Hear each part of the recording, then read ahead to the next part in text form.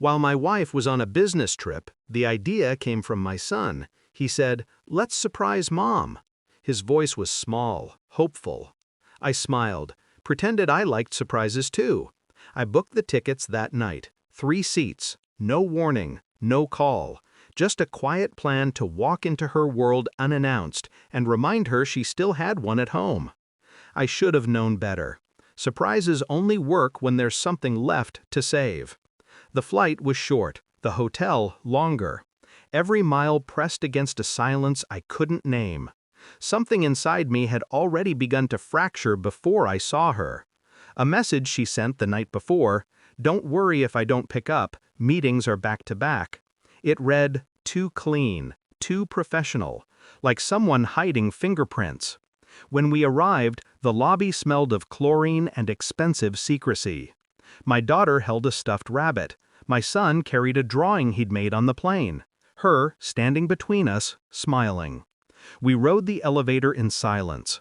I remember watching the numbers climb like a countdown. 7, 8, 9, then 10. Her floor. Her door was unlocked. That detail still burns. I pushed it open slowly. The kids pressed close to my legs. The lights were dim, curtains drawn. And there she was, on the bed, my wife, half-dressed, entangled with her boss. Their laughter froze when the door creaked, but they didn't hear it, didn't hear us, didn't see my son's drawing fall from his hand and slide across the carpet, stopping beside the bed. Her boss whispered her name. She moaned it back. That sound, it carved something out of me. My daughter tugged my sleeve. "Daddy?" I took her hand, took my son's too, and turned away before their eyes could understand what they'd seen. We left without a sound. In the hallway, the silence became heavy enough to breathe. My son's hand was trembling inside mine. I felt his pulse like a trapped bird. He looked up and whispered, "Mommy's boss is hugging her." I nodded once. "Let's go, buddy." He didn't ask again. Children sense what words can't carry.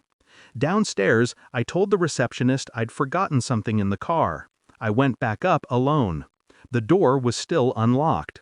I recorded them, every breath, every whisper, every betrayal preserved in high definition.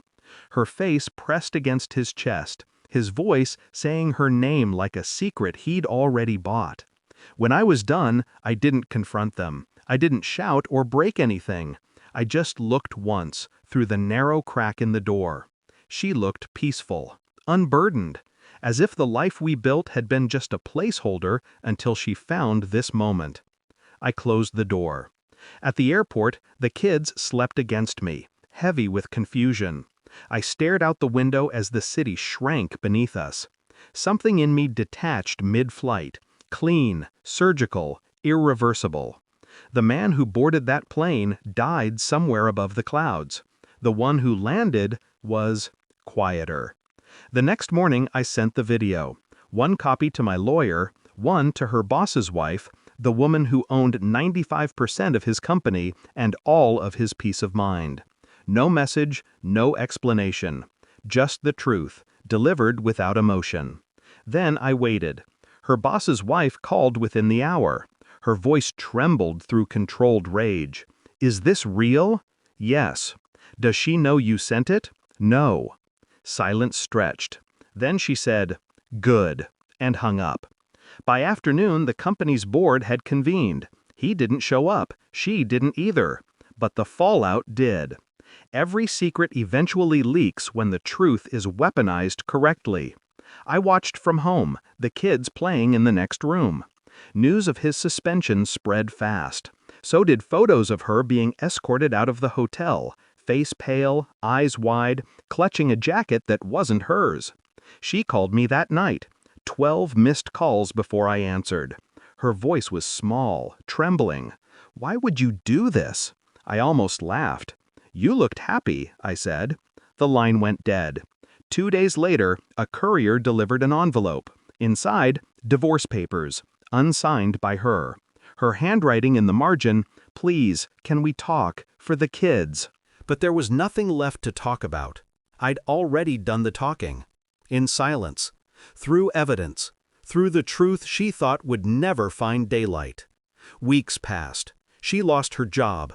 Her boss lost everything else: his wife, his position, his reputation. The company was restructured under new management.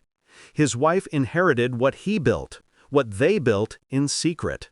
I didn't need revenge. It unfolded on its own, like gravity. One evening, she showed up at my door. Rain soaked her hair, mascara bleeding down her cheeks.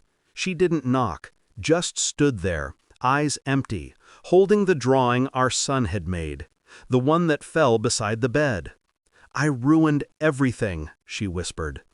I looked at her the way you look at something you once loved and now can't even recognize. Her lips trembled. "Can you ever forgive me?" I almost pitied her. Almost. "No," I said softly. Then I closed the door. There was no satisfaction in it, just quiet, just balance restored, a world corrected by consequence. I tucked the kids in that night. My son asked, "When's Mom coming home?" I brushed his hair from his forehead. "She's not, buddy." He nodded slowly, as if he already knew. Children understand truth faster than adults do. When they fell asleep, I stood by the window and watched the rain blur the city lights. Everything looked distant, unreal, like a life that used to belong to someone else. I learned something that day. Betrayal doesn't end when the act does. It lingers, quietly, reshaping you from the inside. Until one morning, you wake up and realize the pain doesn't hurt anymore. It just exists. Cold, permanent. A scar where love used to be. I sent the final email that night. One line. No greeting, no signature. Consider this my silence. Then I deleted her number, her photos, her name. She thought I'd come undone. She thought I'd rage.